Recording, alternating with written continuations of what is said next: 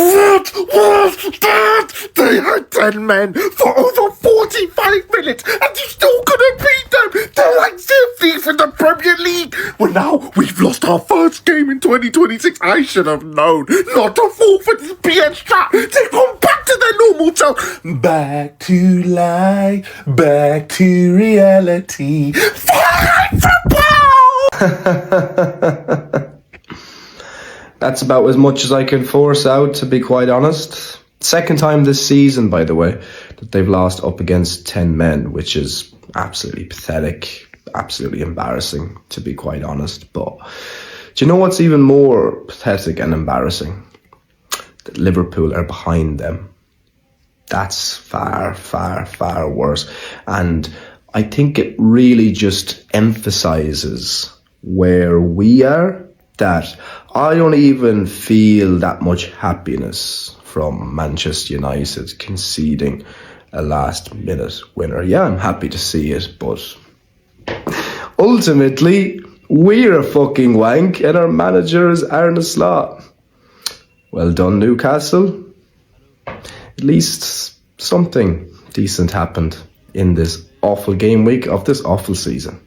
Man United lose against Newcastle. Newcastle 2, Man United 1, and Man United got exactly what they deserved, which is absolutely nothing. Now listen, in the grand scheme of things, we can still thank Chelsea that was still third. If we look at the game in isolation, it's an absolute disaster. Today was probably the worst performance under Carrick so far. I'm not going to sit here and blame Carrick all by himself. I think the team has to take responsibility as well. You look at the stats and you go, well, United had possession. Yes, we did. You look at the stats and you go, well, United created 4 big chances, and had 14 shots overall, 5 on target. Yes, that's true, we did. But what good is it having possession if you're not going to do anything with it? You have to be able to do something with the ball when you have possession. There was no quality in the final third. Newcastle were just a better team. I don't care if they didn't have as much possession as we did. There was a time where they had something like 16% possession. Listen, they looked like the team with 11 men, and we looked like the team with 10 men. Credit has to be given to them. The right subs were made at the right time, and Osula comes on and absolutely wraps it. That you won't see a better goal on this match day today in the Premier League. You won't see a better goal. I'm sorry. The only one that I can kind of look at today and say you had an okay game is probably Casemiro. Casemiro today gets the goal. In midfield, he was okay. He wasn't the best. Gets hooked after 60 minutes. I don't know if it was due to an injury or due to his performance, or did Carrick just want to make a change? And in all fairness, it wasn't a bad change, because I actually think that Ugarte, who came on for him, was actually all right. Individually, I'm looking at some of the players and I'm going, that was really poor today. Sesko, I thought was okay. The link-up play today was good. Some of the link-up play that I saw today was all right. But apart from that, he wasn't really a threat in the box, which probably tells you why Carrick preferred to bring him off the bench. And I think it's safe to say the next game, Ahmad should probably start, because I think Ahmad came on and gave us a new lease of life, brought a bit more energy. He was better on the ball, because Mbeumo today, that was not good at all. A lot of the touches were off, bouncing off his shin, bouncing off his foot.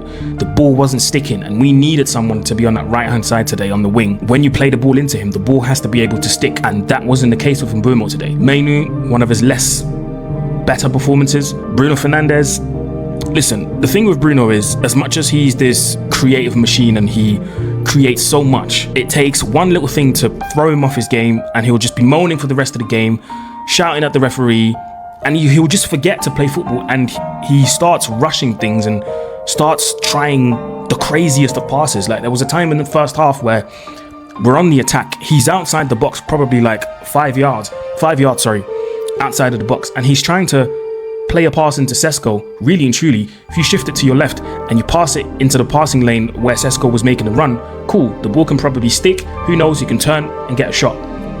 This guy tries to trivela it with his right foot, and he trivelas it super hard, and I'm just like, you're not in your game because you're rattled. And unfortunately with Bruno Fernandes, that's what it is. That's all it takes for him to not play well. You just have to rattle him enough for him to completely snap. And you see his performance today, shouting at the ref.